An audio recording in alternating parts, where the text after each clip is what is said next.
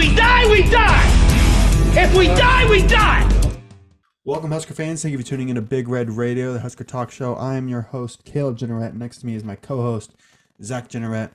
Today we're ranking our top 5 portal ads that Nebraska has made. But first, make sure you subscribe, hit the bell so you never miss an episode, leave a like, and follow us on socials, Twitter, Instagram, TikTok, and Facebook. They're all linked in the description. We've been slow on content recently because it's the off season. Not a lot's happening, but now that the transfer portal is seemingly closed, it's never really closed.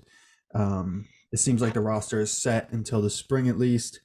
There's some grad transfer stuff out there in Michigan, Alabama, and Washington, and Arizona can still transfer. I think like Buffalo and some other small schools too. But it seems like Nebraska has its portal season, at least initially, wrapped up. So before we get into it, Zach, you got anything? I don't. All right. So looking at the numbers, we knew this was going to be small. Last year, I don't remember exactly how many guys we brought in from the portal. It was a lot more than this. We have 6 total transfers in, so we're going to be ranking our top 5. We're going to be leaving 1 out.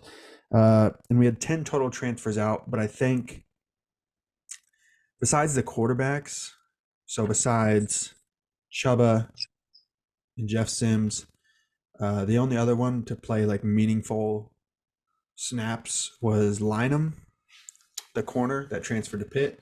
So pretty good. So technically there's 5 transfers out there that left Nebraska that could still come back, but with the numbers already so high, I do not expect it.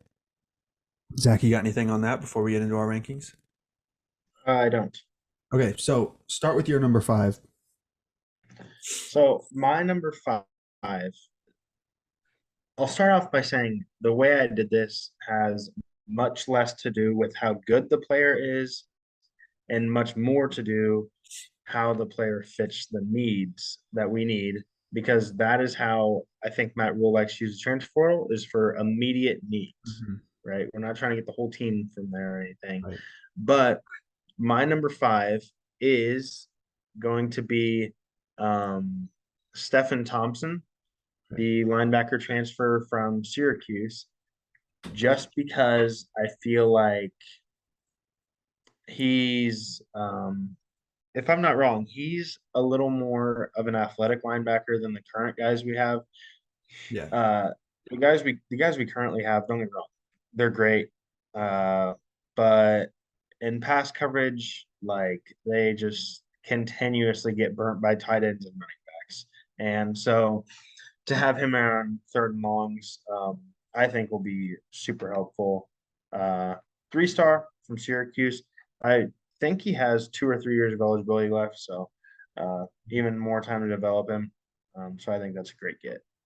Yeah, we'll talk about him some more because I have him quite a bit higher, actually. But my number 5, like Zach said, I based it more off – I guess I didn't base it more off anything. It's a combination of talent and need. My number 5 guy is definitely more talented, I think, than some of the guys above him. But I think it wasn't as big of a need. It was definitely a need, but not as big as some other guys ahead of him. So my number 5 is Dante DAgostino from Oregon, the running back. He's great.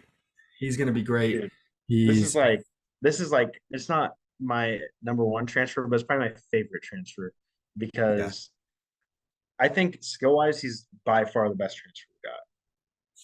Yeah, it's debatable. My number 1 guy is pretty good, but he's great. He's a power back. He's a lot like Gabe Ervin. I think he has the ceiling. But he's also Gabe Ervin. Like, he's also watch younger. Go watch his like high school highlights and stuff. Like, he's not just a power back. Like, he was hurdling kids down the sideline. Yeah, no, he's legit. He's a legit running back. I just think I don't want to get my hopes up too high because Gabe Ervin's coming back. Ramir Johnson's coming back. Emmett Johnson's coming back. Like, all of these guys are gonna get touches. Yeah, but I think it goes. Don't be surprised if it comes out and it goes Dowdell, Emmett Johnson, everyone else. Yeah, no, I agree, because Dowdell, I think, has the highest ceiling out of all of them. by far. Gabe Irvin's coming off 2 season-ending injuries. You have no idea what he's going to be. Ramir Johnson is a really good third down back, but he's coming off a season-ending injury. Emmett And Johnson Emmett is a Johnson's lot good. like Ramir. Yeah, he's a lot like Ramir. He's not as big as Dowdle, which is really why Matt Rhule brought Dowdle in, is because you saw in the Big Ten, you can't just have one guy. Like, you need to have Right. multiple running backs. Like, Michigan ran their 2 main guys, but then they also rotated in another guy. Ohio State just brought in Quinshon Judkins with Travion Henderson. Like, the Big Ten, you can't rely on one guy to just carry you throughout the year, because the amount that Nebraska is going to run it, someone's going to need a break or someone's going to get hurt. And I really like the depth that Nebraska has. I just don't think Dowdle was as high of a need as my next guy. So I'll go to my number 4. My number 4, I think, is the biggest need on the team, but he's not the best one we got. Isaiah Neer is my number 4 wide receiver from Texas. Before that, he was at Wyoming. He's a big body guy, big body, big play, can go up and get it. I'm worried about the injury. Got injured before he even played at Texas last year. Didn't play at all, but they had a stacked wide receiver room, so not worried about that at all. I think he's going to be a starter for us. He's going to come in and contribute right away. Going to be one of the guys on the outside. I just think the guys ahead of him fill needs and will be the number 1 or 2 guy at that position. Yeah, he's also my 4 just because I honestly don't think that's our biggest need. I think there's a bigger need on here that got filled, but he's a good player, but he's not at the level that some of these other guys that we brought in are, or even possibly some of the guys that they're coming in as freshmen are. And so obviously going to be, he gives me a lot of like IGC kind of look. Yeah. Like he's Which not going to come in IGC and be also coming back. Haven't heard anything about right. him, but Yeah, he's not going to come in and be Trey Palmer, but right. he's going to come in and make an impact for sure. Yeah. So yeah, go with your number 3 because that was also your number 4. Is that what you said? Yeah. So my number 3 is Dante DAgostino. I just feel like he's going to commit. He's going to commit, in my eyes, more than Isaiah Neer, just because of the offense we're running. I feel like it's going to be more RPOs, a little more run heavy, and he's legit. Like he sat behind Bucky Irving and he was like rotating. He was the 3rd. I think he was the 3rd or 4th guy. He was the 3rd. He was the 3rd, but I think he got touches as the 2nd sometimes. Right. Yeah. So like, and that was his freshman year. So right. I mean, he's legit. This guy's no joke. Yeah. Former 4-star. He's an exciting one. He's a 4-star transfer still. So yeah. My number 3 is, I think, if it wasn't a 1-year rental, I don't even want to call it a rental, just like a 1-year thing, he'd be higher on my list. But my number 3 is Micah Masua, the guard from Florida. It's definitely the biggest need on the offensive line. You feel good about the tackles, Ben Hart coming back, Prohaska or Corcoran on one side, and then guards, you have Corcoran, you got some freshmen rotating in, and then center, Ben Scott's got that locked up. So I think Micah comes in immediately, and as a starter, he's an amazing run blocker. He was a top 10 run blocker last year, graded by PFF. So that's super exciting. He was almost going to come to Nebraska last year, decided to go to Florida, but decides to come to Nebraska for his last year. And I think it's going to be a really big pickup. And I think he might be the best, him or Ben Hart might be the best offensive lineman we have going into it. Yeah. So my number 2. Yep. So my number 2 is Micah. I really wanted to put him at 1 because I feel like this is the biggest need on the entire offense. Like I feel like we got our quarterback. Dylan Raiola is our quarterback. I feel like we definitely got our running backs. I feel like we got good receivers, but there was always this looming question mark around the O line as Mhm. far as like don't get me wrong, like pass blocking, like it was all right. Like we really Right. didn't get pressured that much, but I feel like we just couldn't push people around Mhm. in the run game, and that's something that you have to do. And so this is a huge, huge addition. But a couple things, he's good, but he's not generational, and he's only here for a year. So Yeah. hopefully we can get as most out. I mean, Trey Palmer's only here for a year, and he's gonna. I mean, he'll forever be remembered as a top Husker receiver. Mhm. So Well, I think he broke the record for most receiving yards in a season. So, right, so he'll always be etched into history right. until that gets broke by you know someone else. But at the same time, it does suck that he's only here for a year. Yeah. My number two is Zach's. I think this was your number five. Stefon Thompson Yeah, is my number two. I felt like the biggest needs went wide receiver, and then it was kind of tied between guard and linebacker. Linebacker, you have some returners. You have Bullock coming back. You have Javen Wright coming back, but those are two completely different guys. Like Javen Wright is a converted safety, so he's going to be great in the pass coverage, but he led the team in tackles or second in the team in tackles last year, so we know he can come up and tackle, but just not that full run support. Bullock is great in run support, as Zach mentioned, not as good in that coverage role. Stefon Thompson provides you both. He's rangy. He's big enough to play. He can come up and tackle. He's not afraid. Very versatile. Knows the 3-3-5 defense. He came from Syracuse, where Tony White was the D coordinator. So I'm super excited. I think Stefon Thompson automatically comes in and is a starter in the 3-3-5. But also, starter doesn't really matter because linebackers rotate so much. We saw it last year. A lot of guys played at linebacker last year. So I'm super excited to see what he can do. But then my number one, so I'm trying to remember who right, Zach hasn't mentioned, but I think we have the same guy. Number yeah, one, Jamal Banks is my number one. As I said, receiver was the biggest need on the team, in my opinion. And to go and get a guy who was preseason All ACC team, caught over. I know Neer caught 12 touchdowns in his last year at Wyoming. I don't know how many Jamal Banks caught, but he was honorable mention to ACC this year. Huge, big jump ball guy. I don't know off the top of my head if he has 1 or 2 years left, but it's one of those. But he's going to be huge. I mean, he's going to be the number one guy. He's a lot different than a Trey Palmer that came in, or a Billy Kemp that came in, or I'm blanking on the the other one that was with Adrian Martinez his last year. Samori I think Toure. he has 8 year. I think this is last year. This is last year. Okay, so I yeah, think. all the guys I just mentioned, Trey Palmer, Toure, Billy Kemp, they all came in. They're all speed guys, deep threats. Jamal Banks is a huge. I mean, he's over 6'6". He's like 6'3", 6'4", over 200 6'4", pounds. 205. Yeah. So he is huge. And if you go watch his highlights, they're just throwing it up to him and he's just catching touchdowns. Like he is legit. They had over 100 yards against Clemson, who's a really good defense. I'm super excited for Jamal Banks this year. And just to have that reliable guy that can go deep.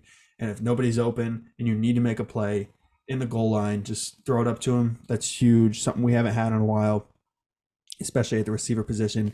So super excited to see what Jamal Banks can do this year. Yeah, that's also my number one. I think he's up there. Right, I think he's the best, like skill wise. Mm-hmm. Current skill wise, I think he's the best transfer we got.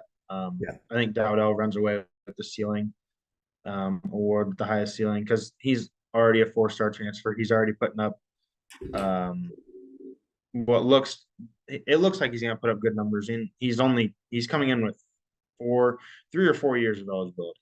Mm-hmm. So that's huge. But this is big because like the last time we really had, I don't even remember the last time we had like a go up and get it kind of guy. Like Especially, yeah, at receiver. I mean, you're looking at Like, I Way mean, back. on the top of my head, like Kenny Bell is the first name that comes to my head. That's what I was thinking. But he wasn't even big. He was just Right. athletic. Yeah, I can't think of Like anybody. you could say like Malachi, but I Yeah, think but he's Malachi's only a quite there freshman. yet. Right. Yeah, He's not quite there yet. he could definitely So get there, and he has. I think Malachi might have, besides Dylan Raiola, might have the highest ceiling on the entire team. Like Malachi could be yeah. legit. I'm not worried about him at all. But I think it was important to get a few veteran guys because you can't roll into a season if you're going to go young at quarterback, which it looks like they're going to do. Dylan Raiola, Which I'm okay with. Which I'm okay with. right, right. Because I don't know if you watched Okay Dylan with it. Raiola in the Polynesian Bowl, but that dude looks legit. Yeah, no, he looks good. I'm okay with it, especially because we got two veteran receivers. Right. We also have Alex Bullock coming back, another veteran receiver. If we were rolling out with And two IGC. freshmen, yeah, and IGC coming back, a true freshman at quarterback, and then a bunch of freshmen and sophomores at receiver, and then Fedoni as the most experienced pass catcher, like I would not feel good about the offense going into that. But now that we have two guys that have produced at a high level in Power Five, Neer hasn't produced in the Power Five, but he produced at Wyoming good enough to go to Power Five, go to Texas, was in the college football playoff last year. It's really big for me, and I think it's really big for Raiola's confidence and his progression going forward. So before we get out of here, I wanted to ask, do you oh, I also wanted to mention Bly Hill got left off of both of our lists. He was the one that got left off. He is more of a future guy. He's more of a project coming from the FCS level. He's a 6'3" corner, needs to put on some weight, but he has a lot of potential, but he's just not ready yet. I don't think, and we're not lacking at defensive back at all. I mean, you got Tommy Hill coming back, which I don't know if you saw the PFF graphic. He was on it for best returning corners in college football. I think there was like 6 total, and he was one of them. So that's huge. But like defensive back is not where we're lacking. We got Buford coming back, Deshaun Elliott coming back, so Hartzog coming back. Like we have no need for an immediate guy to come in. So Bly Hill did get left off, but high hopes for him. Now, but last thing, do you have any other things that you would like to see added in the spring transfer portal time period? Yeah. What Ernest is it? Hausman. Okay. I was talking more like position wise. Like, is there any other holes you see on the team that you're like, you just need Ernest a serviceable guy? Ernest Hausman. That'd be legit. I just don't see it. I don't know how you can leave and then like leave when Matt Rhule comes and then your coach leaves like, okay, can I come back? Like it would be great. I love Ernest Hausman. What is he? So, but you gotta look at it this way, right? Dylan Raiola did the same thing. No one really knew Yeah, Matt you're Rhule. right. No one got the chance to really know Matt Rhule, right? Yeah. Dylan Raiola didn't get the chance to know Matt Rhule before he committed to Georgia. Hausman didn't get the chance to know Matt Rhule before he went to Michigan. And honestly, Hausman, congratulations. You got a ring. Come back to where you were, be From part of Nebraska. something special. Yeah, go back home, be something like I feel like a lot of signs point to it. I It don't know if he does depends. or not. It depends on if the DC goes with Harbaugh, I think, which is very likely. I think it's very likely that Jesse Minter, the current DC for Michigan, moves up to the Yeah. NFL.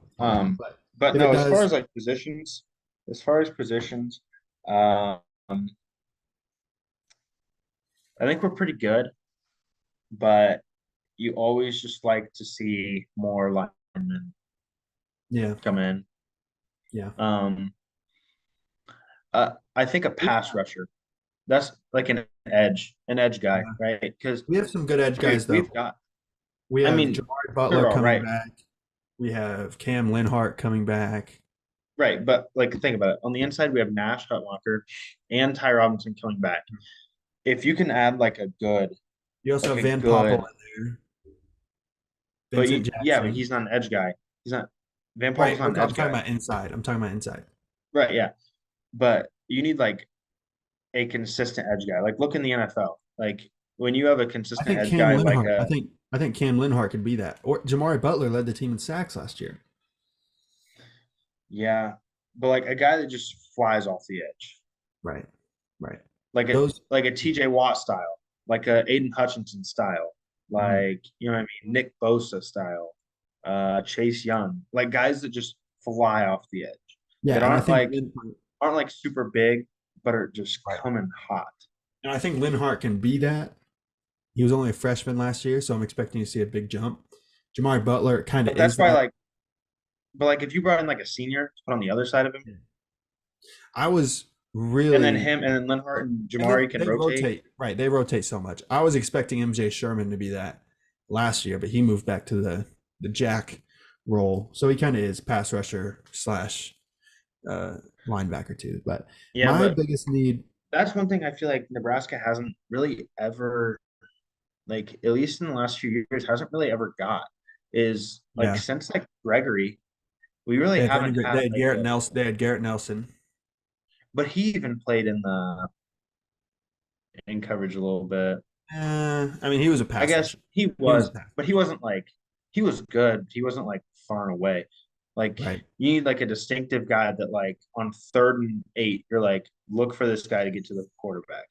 Look Yeah, for and this I'm guy to hoping. provide. Yeah, I'm hoping Linhart can be that because he almost. I mean, he made But I think some. he needs another year. I think he needs another year Yeah, before he is that. he made some freshman All American teams. He wasn't on the big one, like the AP freshman All American, but he made some. Definitely one of the top freshmen in the Big Ten.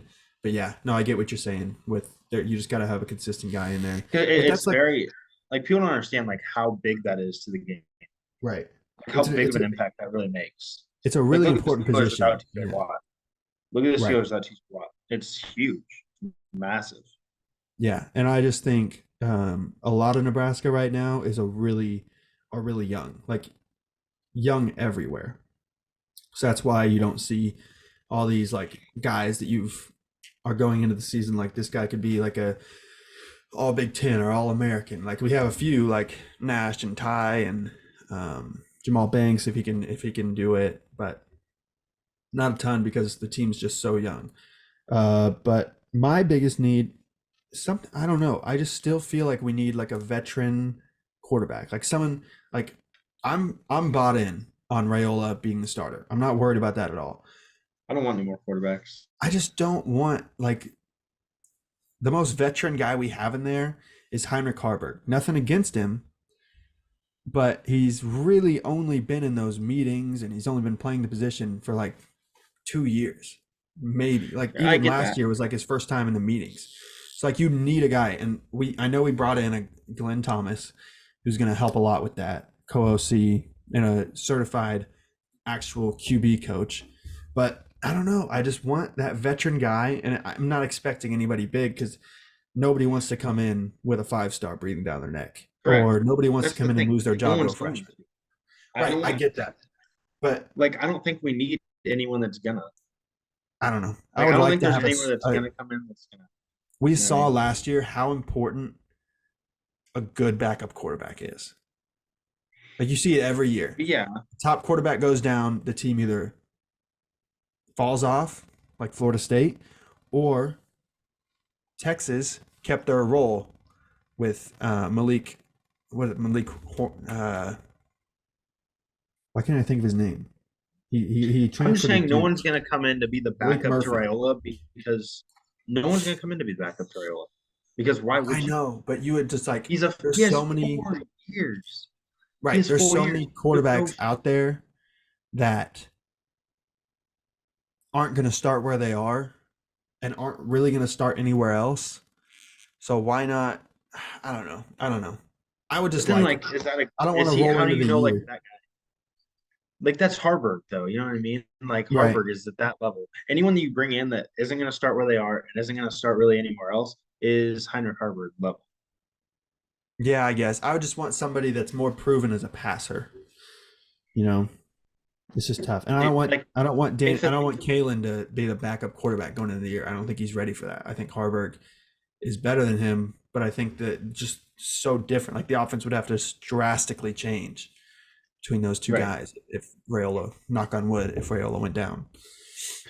But here's the thing: if everything is true about Dylan Raiola, about like the mental side of it, where like he can read defenses incredibly well because he has a photographic memory and like things just click for him. Like I don't care how old he is.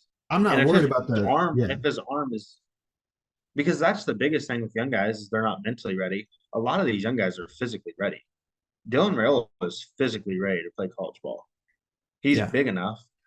He's got the arm for it. You know, he's fast enough.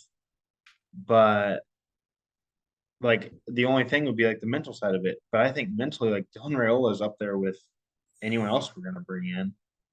Right. So yeah, and I'm not even worried about that. The main thing I'm worried about is the drop off if he did go down. And we're not going to bring in somebody that has 5-star talent, but just like, I don't know, somebody that can control the game. And I don't know. I think if you want that, then you got to get like a GA that played QB that didn't go to the draft. You got to get someone like Casey Thompson level that didn't go to the draft. Right. That's what I was hoping for. Like oh, yeah. Trust me. I wish that would have happened, but I think that's your only hope is you get a GA. Yeah. Maybe we should have brought in because no one's going to come play under two guys that have 4 years of eligibility left at least.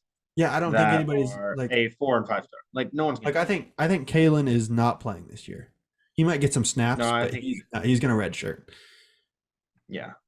Harburg's going into the season as the backup. We also have a walk on. Forgot his name, but I don't know. We'll see. I don't know.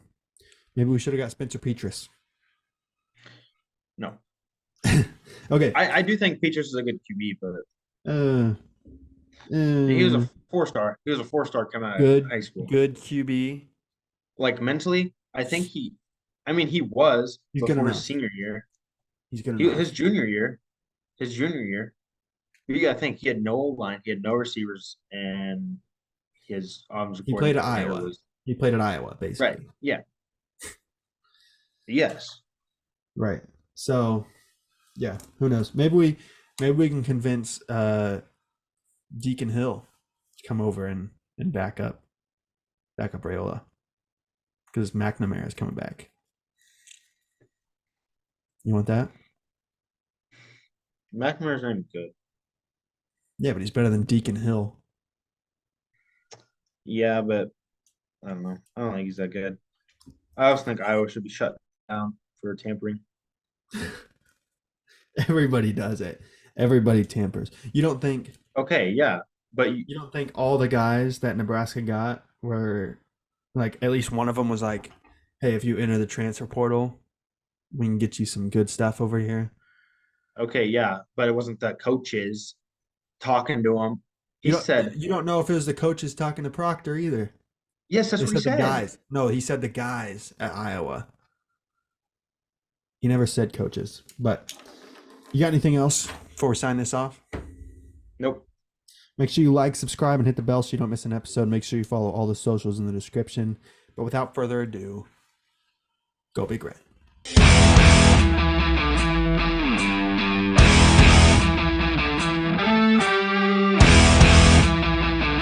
If we die, we die! If we die, we die!